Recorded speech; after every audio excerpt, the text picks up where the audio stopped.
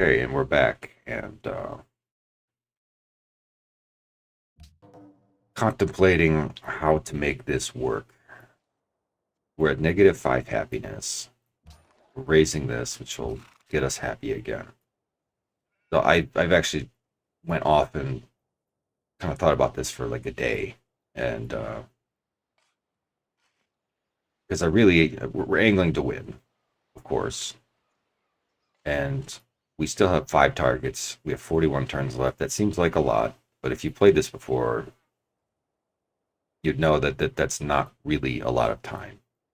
In particular, I mean, taking China is not that difficult. However, Japan could be a real boondoggle. And I'd like to thin their numbers. We might be able to. Basically, I'm basically plotting a global war, at least I think with everybody that I know, everyone that I've currently met. We may meet. I mean, I know we'll meet. If we're going to do what I planned, because I kind of tested just like one turn. I didn't play beyond that. I just was doing sort of a mock up turn to see. I did that yesterday, and now I'm thinking if I just buy out all these city states, and it may seem like a waste of money. However, I'm on. I'm pulled in two different directions. I need to go here. I need to take out the Chinese, but I also really need to get started on Arabia. Faster we can wipe out Arabia, the better. But I just I need to take care of all this crap too. So it's a little bit like we're stretched a bit thin. Yeah, we're getting a new Keshik next turn.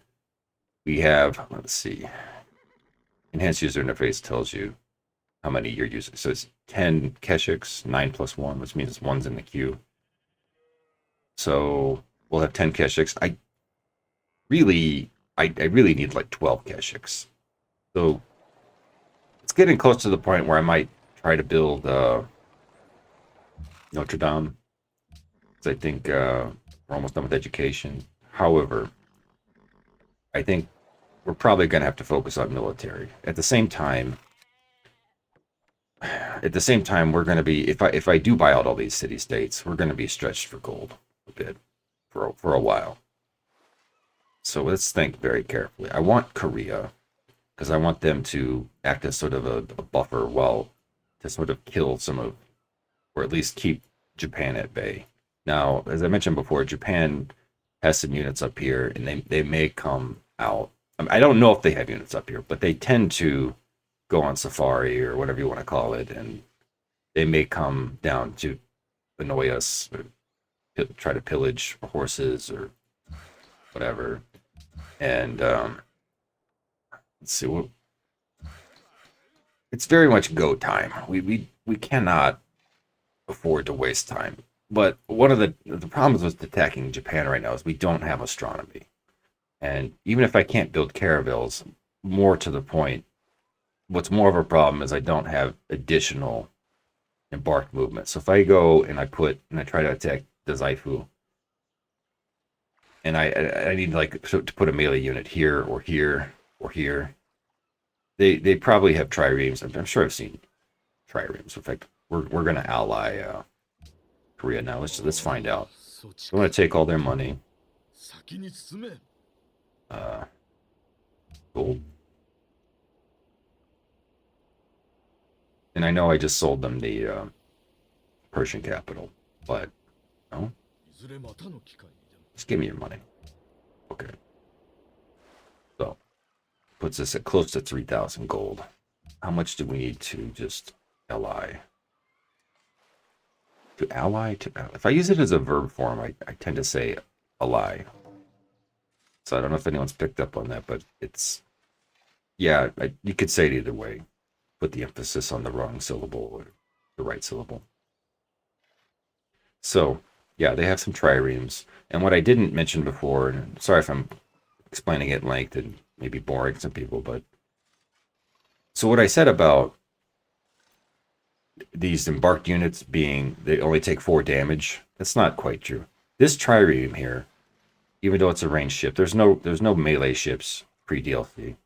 This trireme, if they were at war, could one-shot this embarked unit. All ships can do that, but they'll only gain 1 experience for doing so. However, it's very dangerous to just send embarked units out here willy-nilly. Now, because I stole all these workers from Persia, I might be able to do something kind of reckless and just send them out ahead. I've done that before, but I don't know if I have enough sort of disposable workers or even other units to just throw at the mainland of Japan.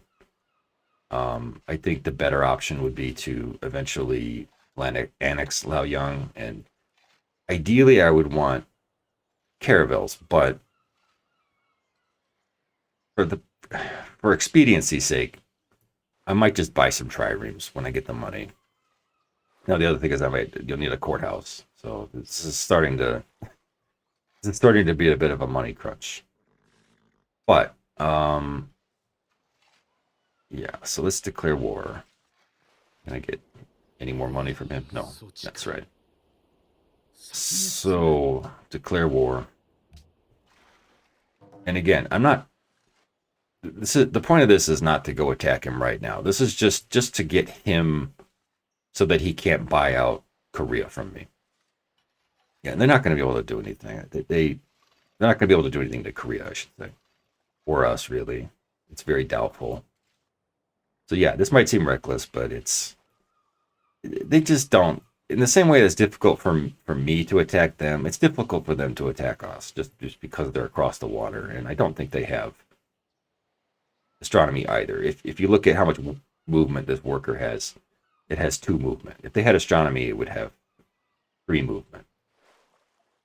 And even then, so, but yeah, when they get caravels, they'll be a bit more dangerous. But triremes are dangerous enough for embarked units, so we're gonna need at least some boats of our own to go and contend with them. Also, in the planning, I was thinking maybe I'll actually take out Lhasa. Maybe I'll actually capture them because, as ambitious as I was about trying to get all these policies, we're just getting to citizenship. I would like to get to meritocracy. I might be able to sell Lhasa to, say, the Greeks temporarily. No, actually, I won't sell them to the Greeks. I might just keep it temporarily and sell it to Russia. Because it's not the key to wiping out Russia is getting to their territory. And there's a general path that I like to follow, which is to go through here, wipe out Arabia, then go after the Greeks, and then build roads up through here to Moscow. And so they have 3 core cities up here. And you may have noticed, none of these AIs are really founding cities. I've heard that, I don't know if it's difficulty dependent, that sometimes Arabia will found an additional city. Like they definitely have, like, I think Mecca with pearls, but sometimes they might found another city, and I don't know what the rhyme or reason of that is. But anyway, so what do we have left? We have 1983 gold. Let's see. So now I think we are going to squeeze them for as much gold as we can. I said he could pay out handsomely, so that he could pay out handsomely. But I don't. The problem is I don't really have a lot to offer him right now. I don't have a lot of gold per turn. I don't have any gold per turn in the positives, and I don't have any real cities that I want to sell it. Like, I could sell him this. He doesn't even want that.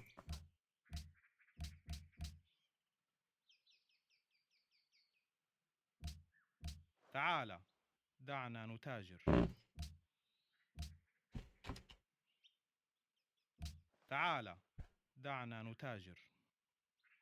I don't know about that. Do I? When I did my mock turn, I didn't end up selling him Samarkand. The thing is that, excuse me, the thing is that they'll be, if I sell it to him, it'll be in resistance. Like you can see, this will be in resistance for 6 turns. So this, if I sell it to him, it'll be in resistance for 4 turns. So he won't be able to use city bombardment. This city will be a sitting duck. It'll be easy to take. I'll raise it faster because it'll cut the population in half down to 2. So it'll only take 2 turns to raise. Do I want to do that? Kinda. And I kind of want to do that because because I want to pillage these tiles right now because I'm going to be hurting for money in a moment here. Let's see. One of the issues is that I'm spent. I'm spent on all these Keshiks, so I'm going to have to wait till next turn to do any of that, to be able to do any damage to any of these cities. I don't think any of them have any shots left. This one does. Okay. And then the other issue is what do we send to Japan versus what do we send west, or what do we send? I mean, what do we send east? The real issue is Japan. Japan, as I said, could be a real boondoggle, it could be a real quagmire, whatever word you want to call it. It's even with all the right equipment, it takes a while to get to them. They have a lot of units. They have a tiny island, but somehow they always have tons of units on every tile, and you can kind of do an end around by hitting them north. I think this is Kyushu. There's like a northern island up here that's not settled, and you can kind of like do a two-pronged assault on them, but it's there's a lot of setup time for that because I don't have roads up here. Some people, well, I do have it. I guess I have a road here, but see, this is all hills. It'll take a few turns just to get over here, plus embark, and they might have triremes over here anyway. So it's if I had wiped everyone else out and I could go full force, it might make sense to do that. We'll see. I don't know yet. Curious. Did I make peace? I don't really want to make peace with them. I'm just curious. So let's see. So we're plotting this world war. Do I? Yeah, I think I'm gonna take the gold. I think I'm gonna take all his gold. We put Samarkand on the table. A city I want to raise anyway. We'll get more gold than the buildings we would sell out of it anyway, I think. Let me double check. Yeah, this is like... No, it's... I already sold the building this turn, so I can't really see, but I think it's like 10%. Is it 20? Is it 5%? I thought Colosseum's only sold for 25.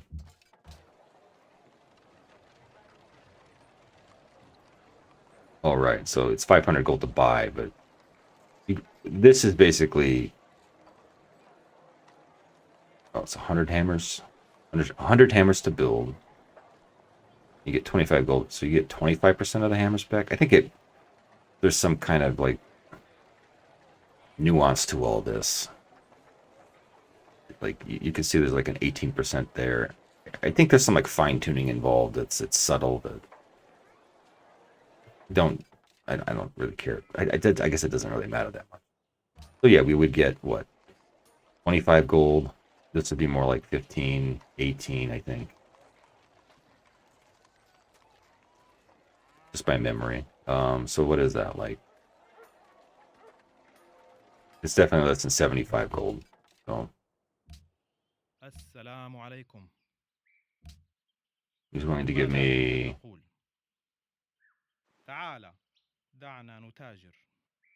65 times 2 plus 5. Yeah. So yeah, we'll take him up on that.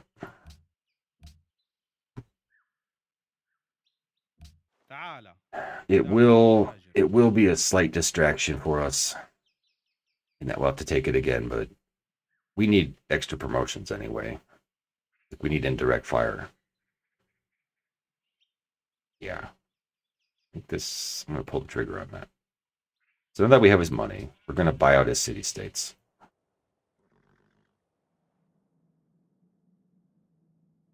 I already got friendly with them. So let's see. I'll have to watch them because they're hostile. I mean, they decay 1.5 per turn. But we're getting towards the end of the scenario anyway, so it probably is fine.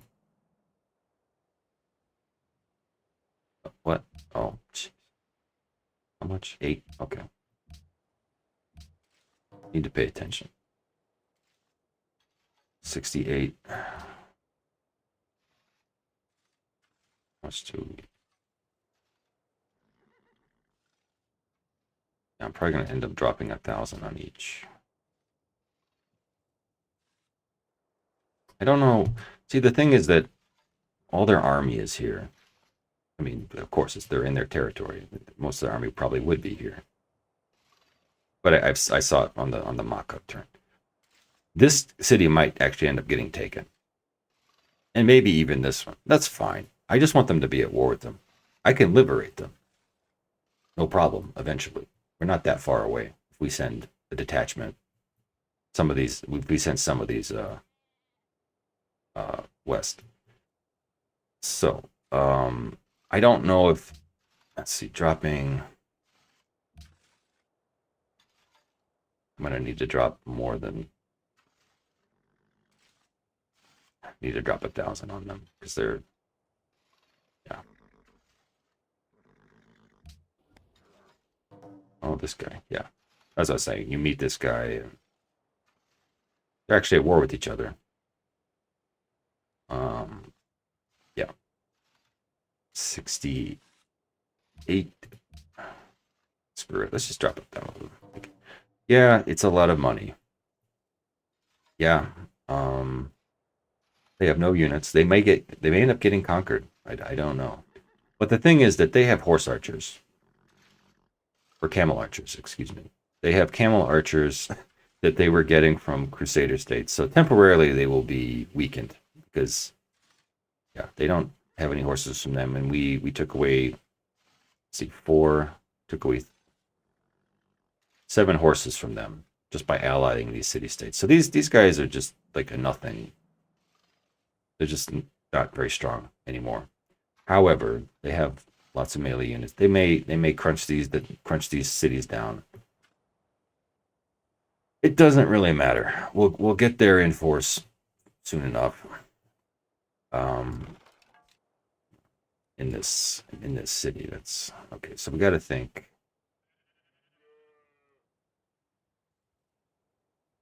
Yeah. Oh, okay. I don't know what happens if I declare war on them and will this just die? I can't. I think it'll get forced out, like here or something. But we do want to declare war on them again, just to prevent them from usurping our city-state friendships and alliances. So it's what do we do here? Since we're gonna get forced out anyway, let's head here. Declare war.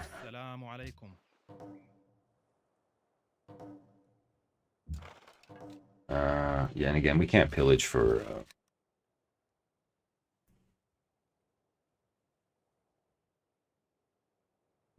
Is this? I mean, I suppose, like, in theory, it is deity. They could. I've seen units materialize out of thin air before, so I'm just not. I'm just a tad bit paranoid. Maybe I should put somebody to block here.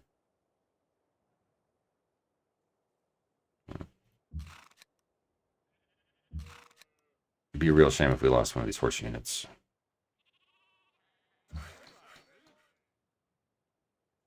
Scout a little bit. We need about 3 or 4. I think we needed probably bare minimum 2, ideally 3 workers to head out this way for roads towards the Greeks. And it's not that there. I mean, there is a road from here all the way up to Aleppo, and I think up through here. The issue is that some of this terrain up near Constantinople is pretty rough, so it can be helpful to have extra roads. It's better off having them than not having them. Put it that way. Okay. Oh yeah, and also part of my grand scheme is to hold on to this temporarily, and you can see our happiness kind of jumped up from allying all these city states. Now, if they capture some of them, we're going to feel the pinch temporarily. But we'll go and recapture them. It's not a big deal. So yeah, my plan is to get citizenship in 2 turns and then go on the way to sort of subjugating China. We'll take out Lhasa. Yeah, I think this segment is just me plotting against the world, I may make a cut because I think I wanted to reload without DLC, get the proper text for the policy trees. Also, another thing that's different. Maybe I'm just weird and I care about these small details. These aren't accurate if you don't turn off the DLC. I think these are like 20%. I think at Barrage 3 it would be 25%, but we'll find out later. But yeah, the promotions are different. That's part of what makes melee attacks a bit more iffy against barbarians. Is like I think I took out a camp up here a long time ago with somebody like this with two um, shock promotions, and they do a lot of damage. Like it's significantly more than like if this is a 30% combined with shock one and shock two, it's like more like 40% with two shock with shock one and shock two. So, oh, one last thing. I've one pattern you don't really want to get into. And I noticed when I reviewed the footage is that I was like just kind of doing nothing. I said before you should always have your units, including workers, be doing something if possible. Like, I was very hesitant to bring this guy out because I want the to expand to these spices, but I may bring him out just to take care of at least one of these barb camps. I don't want to get double flanked by two barb camps. We'll repair this, and because these guys basically live here, like these units live here now. This is their new home. I can go and like get a little bit of extra sustained gold by pillaging these tiles that belong to Varanasi previously. Maybe some of these tiles too. I don't know. It's just something to do. It's better than doing nothing. Also, I can probably use this to bait. I know I committed to repairing this, but maybe I'll pull them back over and have them bait out this barb camp. Because again, fortified units get a 50% bonus. That's part of like why it makes taking the campsite easier. If you can bait them into taking a worker, they lose that 50% defensive bonus, and then they're going to have to trudge their way back to the camp, and they're going to be more defenseless than they otherwise would be. Whatever. So, anything else left in this segment? Oh yeah, a key reason to either capture Crusader states or befriend it or ally it is this leads to Cairo, and a lot of this terrain here is very it's difficult to maneuver around it because there's like a river somewhere around here. So when you're trying to get Keshiks in and out of here, it's helpful to have like a road here or here, and because I've definitely lost Keshiks and other units like melee blockers just from like the traffic jam that occurs in here because it's very tight. You can't really see it just yet, but we'll get to it later. Again, we only have 41 turns. Um, they'll we may end up going over -20 happiness. We may end up negative in the -20 occasionally. It's worth the risk just to get the scenario done on time. I thought about hacking the game file to make this like 95 turns or 90 turns to amp up the pressure, but I don't know. I normally get this done with 4 or 5 turns remaining. I'm shooting for 10 turns remaining. We'll see how that goes. So, anything else left? Yeah, I want that armory. -60. Yeah, that's a pain. Oh, and I got that from getting rid of this. Since we don't have the city anymore. I'm contemplating keeping the city down in the south in China that has pearls just for unit supply.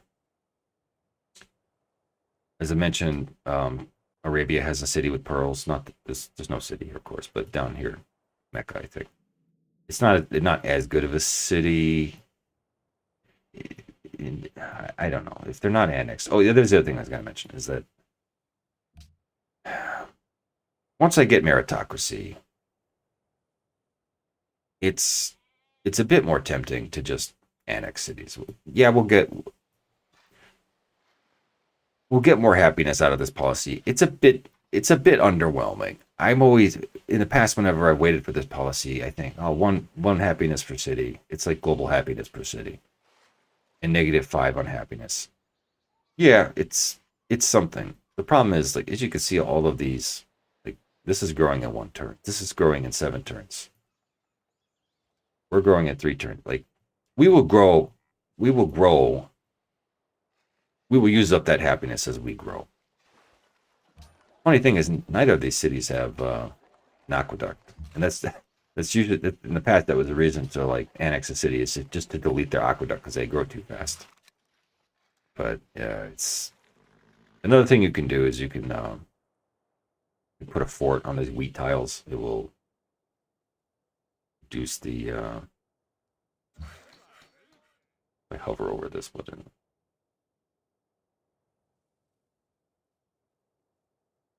I'll find out next. I don't know. I think it'll reduce it by one food. But if I'm going to annex it anyway, maybe I don't want to do that. The general outline of the plan is to get that policy and then maybe start building a world wonder in here after getting some mines on some of these. Because we may as well make use of this city if it's going to keep growing anyway. The thing is that it's a stretch goal to get to faith, or not faith, happiness from monuments and temples. We don't really have any temples yet, though. We don't really have any. None of these cities have built monuments. I'm not saying it's impossible for puppets to build monuments, because I've seen them build monuments. Like, Delhi usually builds a monument. I'm not mad at building a library. That's fine, but what else do we got? I think these are all the cities we had. Coliseum Granary Mint. Did they keep that or did they build that? I don't remember them building that. But I don't know. What about buildings we need in here? Sometimes it's nice to build Circus Maximus. I don't know if I'll have time to do that, though.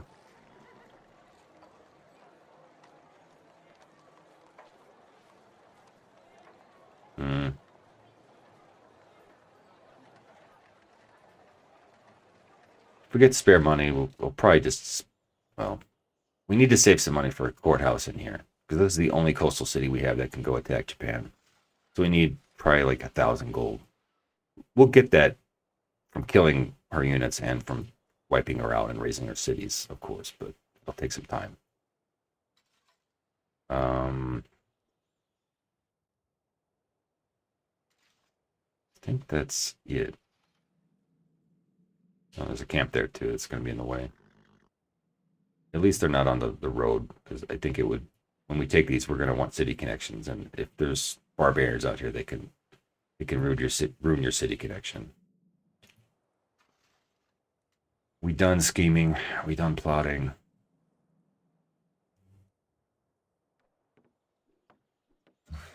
Just for.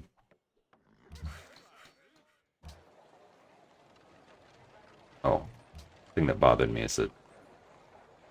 Let's go there. We'll get more food that way. That growing. 3 turns, 2 turns. Okay. Do a quick save. Be back in a bit.